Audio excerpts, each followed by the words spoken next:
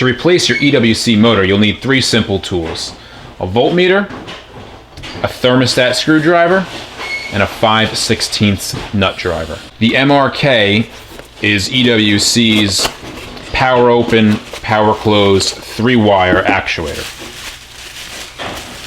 This is compatible with any round URD or rectangular ND style damper. Our motors rarely go bad, however they don't operate properly underwater. You can see here there's water damage. First, before we begin, we need to remove power from the EWC zoning system.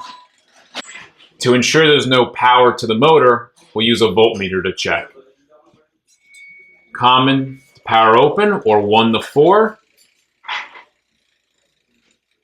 And then common to power close, 1 to 6. Now that power has been disconnected, we can remove the thermostat wire.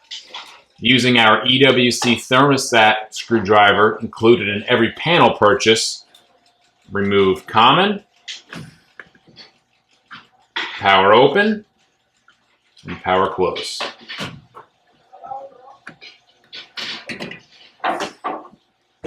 Before removing the motor, take a mental note of the position indicators on the shaft and which way the U-bolt is facing.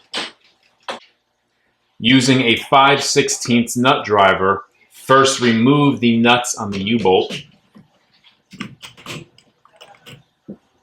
and then the nut securing the motor to the damper housing.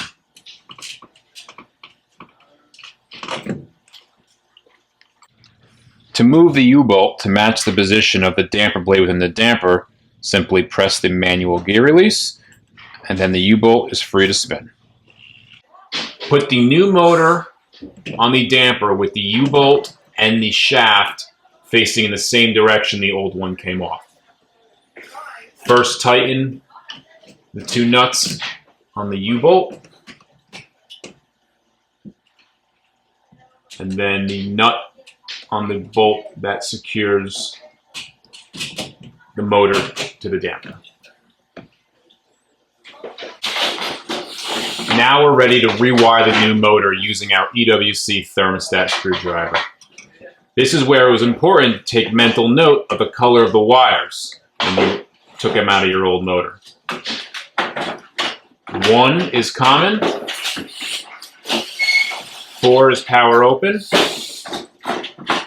and 6 is power close. We're almost ready to apply power to the zone system. Before we do so, use the manual gear release to ensure the U-bolt is snug on the shaft of the damper.